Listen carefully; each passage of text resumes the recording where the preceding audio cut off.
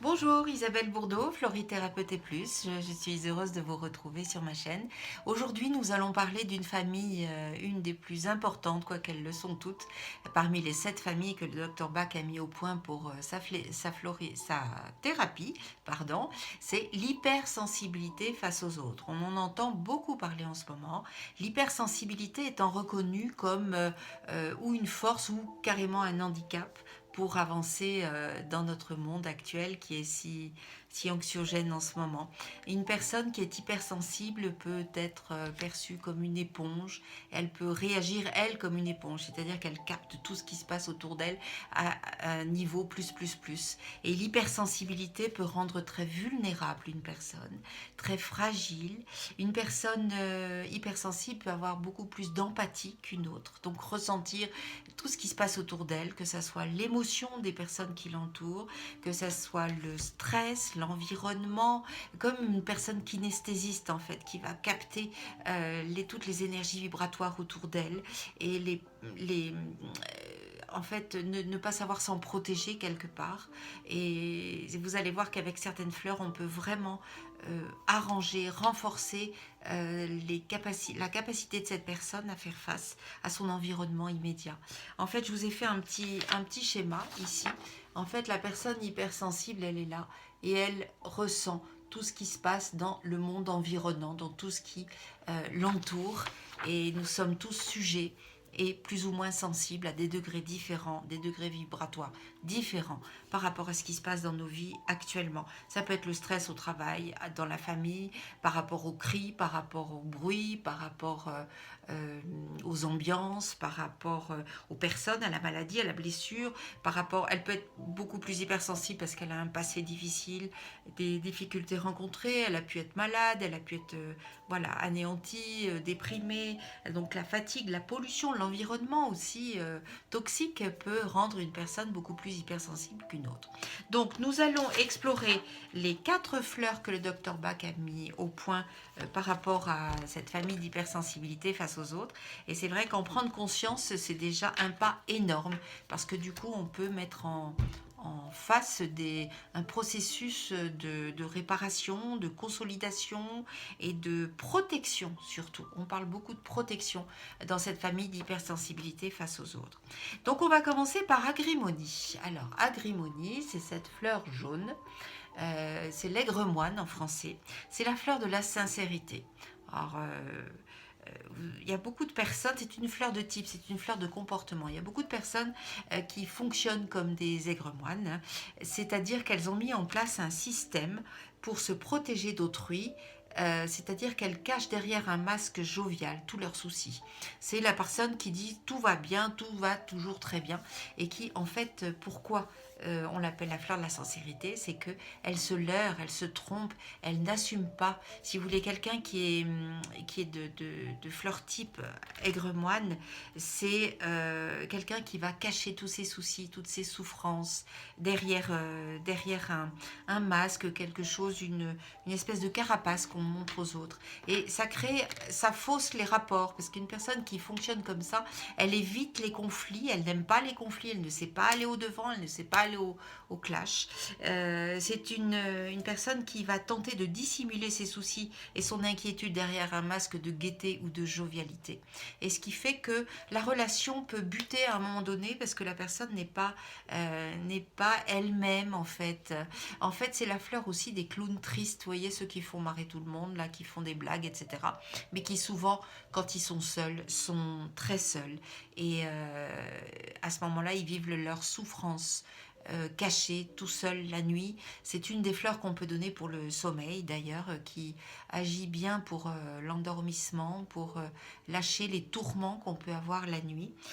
C'est une fleur qui amène à l'honnêteté envers soi-même et qui va faciliter, encourager l'aptitude à gérer les conflits. La fleur aigre-moine s'adresse aux personnes qui fuient la réalité.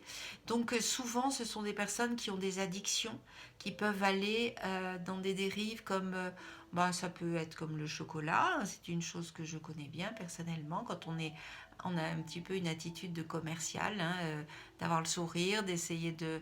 Voilà, bon, le chocolat, c'est un moindre mal, vous me direz. On peut aller d'une manière beaucoup plus grave vers l'alcool, vers les drogues. On crée un filtre entre la réalité et son monde de souffrance réelle. Et c'est une fuite en avant, en fait, toutes ces addictions. Donc, l'aigre moine va vraiment aider la personne à se confronter à la réalité, à assumer et à être vrai par rapport à son entourage. Et on va pas être, comment dire, en porte-à-faux. Voilà, c'est ça que je pensais. Alors, l'aigre moine cache ses soucis derrière un masque jovial et en fait, en positive, la fleur va apporter l'impulsion pour aller vers un vrai optimisme, pas le faux, pas celui oui, oui, tout va très bien, alors que ça sonne faux. Accepte ses qualités et ses défauts. C'est vraiment se recentrer sur soi-même, s'accepter tel que l'on est. Et du coup, les choses vont beaucoup mieux quand on est comme ça. Parce qu'on est dans la réalité des choses, on les assume et on est vrai, en fait. Donc la devise de cette fleur, c'est je me sens en paix, je suis sincère et je me montre comme je suis. Donc l'aigre moine, c'est vraiment la fleur des commerciaux, des clowns. Voilà, pensez-y, c'est une fleur qui va vous aider à ne plus souffrir aussi intensément des choses qui sont enfouies et avoir un regard sur vous beaucoup plus indulgent, beaucoup plus gentil et s'accepter tel que l'on est. Donc ça, c'est très important pour l'apaisement. Ensuite, vous avez Centauri. Alors Centauri, c'est cette petite fleur blanche et mauve que j'aime beaucoup. Et c'est aussi une fleur de type, c'est une fleur pour les personnes qui ne savent pas dire non. Donc on est toujours dans cette famille de l'hypersensibilité face aux autres, donc c'est réactionnel par rapport à autrui, hein. Donc là, c'est une personne qui n'ose pas dire non. Ça veut dire qu'elle ne fait pas la différence entre la servilité et la serviabilité. Une personne qui ne sait pas dire non, bah, vous savez, c'est la fameuse chanson du Gaufret, là, de la fille qui n'osait pas quitter sa mère par faiblesse, en fait, je me souviens plus de son nom, excusez-moi, une personne qui passe à côté de sa propre identité, en fait, par faiblesse de caractère. Quand on n'ose pas dire non, on se laisse marcher dessus, comme on ne met pas de limite à sa gentillesse. Et cette fleur va vous apporter la capacité à être en phase avec ce que vous pensez, avec ce que vous désirez vraiment. C'est-à-dire qu'il y a quelqu'un qui peut dire oui, voilà, je veux t'aider, mais là ce week-end je peux pas, donc voilà, je peux pas là tout quitter pour toi, parce que si je fais ça, je vais le faire, mais avec une contradiction dans mon esprit en disant mais non, c'est pas ce que je voulais, mais je lui fais plaisir, etc. Donc ça c'est la servilité.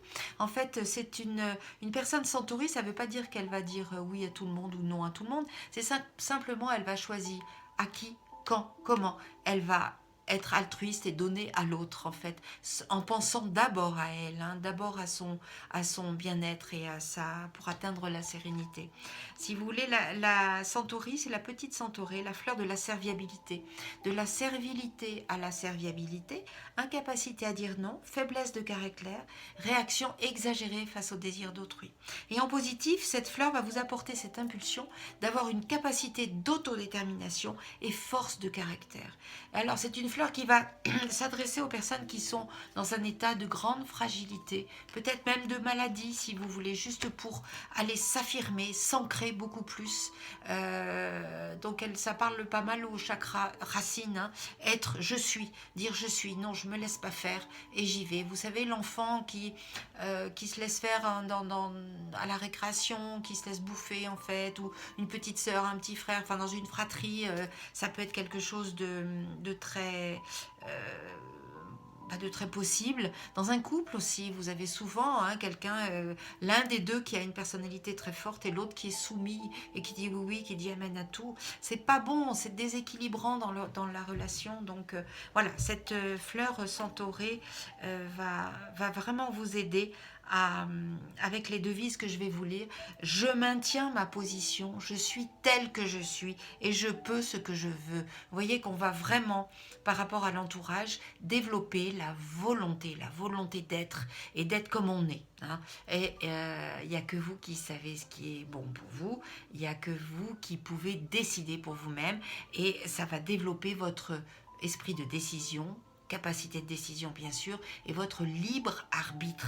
Ne pas être dépendant de la décision de l'autre. Mais il faut que ça émane de vous et vous allez vivre ce que vous allez vivre en harmonie avec vous, aligné avec vos valeurs et dans une vibration qui sera totalement la vôtre. Donc c'est tant mieux. Ensuite, il y a Oli. Oli, c'est le ouf. C'est la fleur de l'ouverture du cœur. C'est une fleur de la colère. Et c'est la colère qu'on adresse envers une personne, c'est vraiment ciblé. C'est quelque chose quand on a la haine. C'est une fleur qu'on peut donner dans les divorces, les disputes, les guerres, l'état de blocage, c'est l'irritabilité, la jalousie, la méfiance, sentiment de haine et d'envie. Et en positif, c'est magnanimité, capacité à aimer les autres. En fait, Oli, c'est vraiment la fleur de l'amour inconditionnel, l'ouverture du cœur. C'est une fleur d'ailleurs qui, de par son geste, et vous voyez bien que le 31 décembre, on met du hou en haut et on va se faire un bisou dessous. C'est pas pour rien, c'est que c'est une fleur vraiment de l'amour pour tout le monde. Enlever cette colère qui serait ciblée contre une situation, contre une personne. Et d'ailleurs, elle est verte, elle est piquante, les feuilles sont piquantes et les petits fruits sont rouges, très très vifs, c'est très contrasté. C'est une fleur de violence et de colère. Donc la devise, c'est je suis plein de joie, je suis uni en moi-même et j'aime. Ça développe la capacité à aimer l'autre. Ensuite, vous avez Walnut. Alors, Walnut, c'est une fleur que j'utilise très très souvent parce que c'est le noyer. Et c'est la fleur de l'adaptation dans les changements, c'est la fleur de l'entre-deux, c'est la fleur qui va vous permettre d'évoluer, de vous permettre de passer d'une période à une autre. C'est vraiment la fleur de l'adaptation dans les changements. Donc rappelez-vous, on est toujours dans l'hypersensibilité par rapport aux autres. Donc passer d'une période à une autre, c'est une fleur d'évolution positive. Et le walnut, ça veut dire le noyer. Alors j'ai souvent comme métaphore, je parle non pas de la fleur, d'où émane l'élixir floral, mais je parle de la métaphore de la coquille de noix. En fait, quelqu'un qui est hypersensible face aux autres, cette fleur va lui apporter cette sensation d'avoir une coquille de noix virtuelle autour d'elle et d'être donc moins accessible. Si vous voulez, les coups qui peuvent venir de l'extérieur vont buter contre cette coquille et cette coquille va protéger la personne qui avance, l'enfant, la personne âgée, une personne vulnérable, hypersensible, quelqu'un qui est trop dans l'empathie et qui capte tout comme une éponge. En fait, c'est vraiment la fleur qui va vous donner cette sensation de vous trimballer avec une petite coquille de noix autour de vous, virtuelle bien sûr, mais cette sensation de protection. En fait, Walnut, c'est la fleur de l'adaptation dans les changements. C'est celle qui va faire elle va vous ancrer dans vos projets immédiats et rompre avec les processus mis en place auparavant.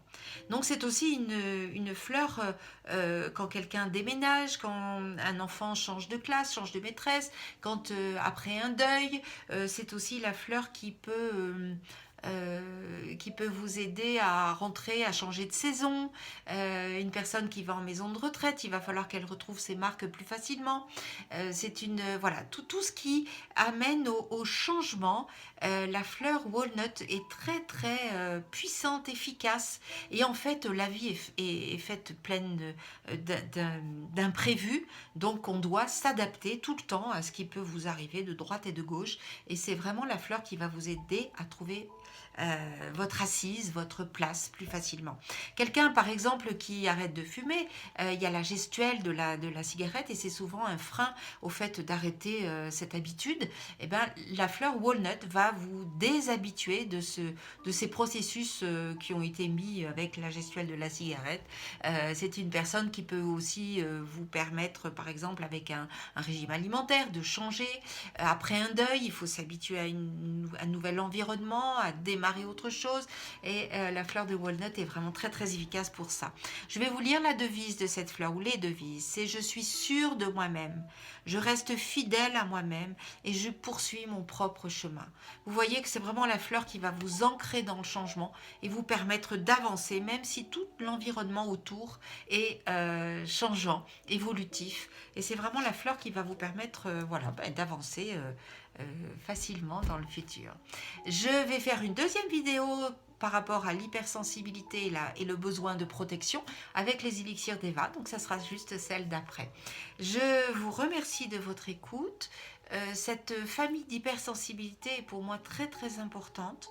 Je peux vous dire que ma fleur type, et je vous l'avoue, c'est